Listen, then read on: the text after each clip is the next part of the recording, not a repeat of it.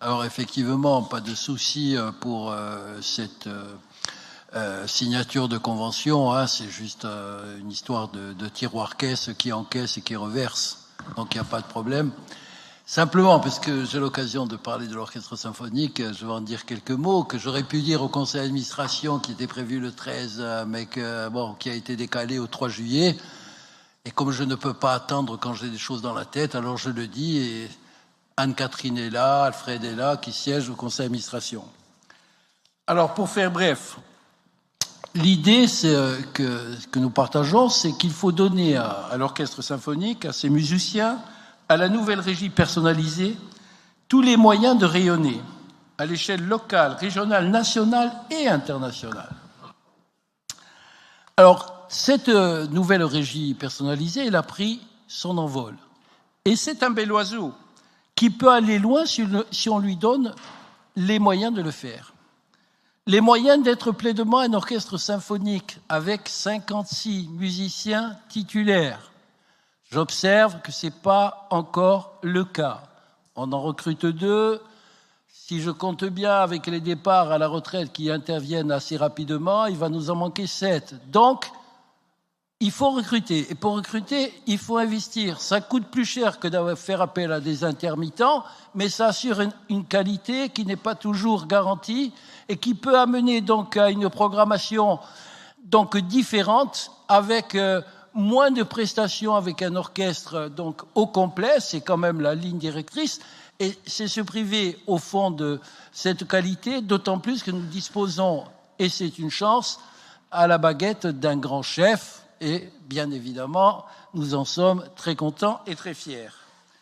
Les moyens aussi de poursuivre le travail engagé, je crois, en direction de tous les publics, en relation avec le conservatoire, en respectant aussi les missions des dumistes. Les dumistes, ce sont les musiciens qui interviennent dans les écoles, etc. Et donc les musiciens de l'orchestre ne sont pas des dumistes. Donc là aussi, il faut qu'il y ait une clarification aussi de ce qu'on leur demande.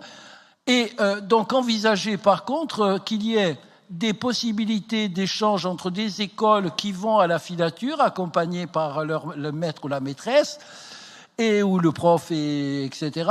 Moi, je dis toujours maître et maîtresse, je suis resté à l'ancien temps, c'est professeur des écoles maintenant, et je ne veux vexer personne, surtout pas les enseignants. Donc, ce que je veux dire, c'est que on peut envisager, donc, pour que les jeunes ils puissent voir les instruments, voir tout ou partie de l'orchestre, que sais-je, il y a plein de choses à inventer. Et de la même manière qu'il faudrait peut-être aussi envisager de montrer cet orchestre à tout le monde en train de jouer sur l'espace public. Le 21 juin, tiens, c'est demain, et on aurait bien aimé voir l'orchestre. Bon, j'ai peur qu'il pleuve. On ne le verra pas. Le 14 juillet, la fête nationale, dont on espère qu'elle sera aussi comparable à celle du 14 juillet 36, pour faire un petit signe positif. Et le Front populaire n'a pas mangé de petits-enfants, je le dis au passage. Et pareil pour la rentrée en musique qui est prévue à la rentrée, là, tout de suite.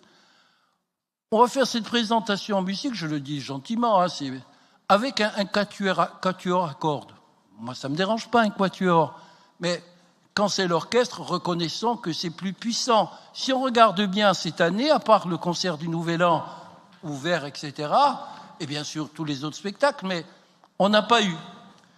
Donc, il faut prévoir aussi les moyens d'augmenter les salaires de nos musiciens. Quand on fait un petit comparatif avec des orchestres comparables, on s'aperçoit qu'ils sont plutôt pas très bien payés par rapport aux autres. Alors, rayonner à l'échelle nationale et internationale va de pair avec la mise en place d'un plan de programmation pluriannuel sur la question, pour donner une visibilité artistique, financière et programmatique.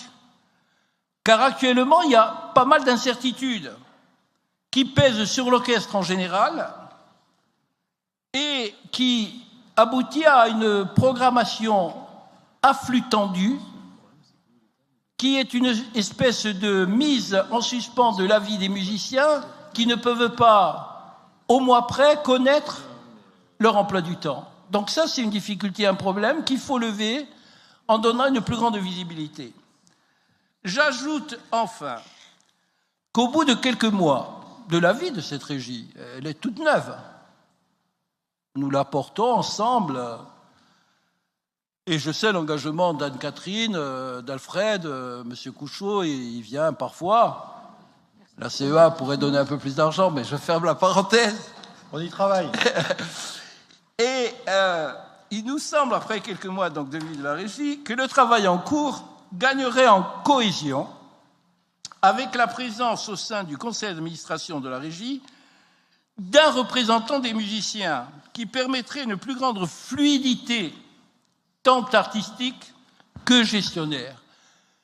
Alors voilà, ça va vous sembler peut-être un peu loin des préoccupations du conseil municipal, mais c'est vraiment un bel oiseau, c'est vraiment un bel outil, on est tous d'accord.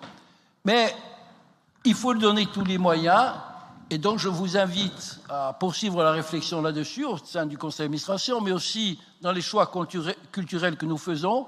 Il y a un désir, effectivement, de la régie d'avoir un rayonnement qui dépasse le cadre du local. Notre orchestre, il est capable d'aller jouer partout. Pas qu'à Bâle, c'est à 40 km. Mais il peut aller jouer à Paris, il peut aller jouer à Londres, etc.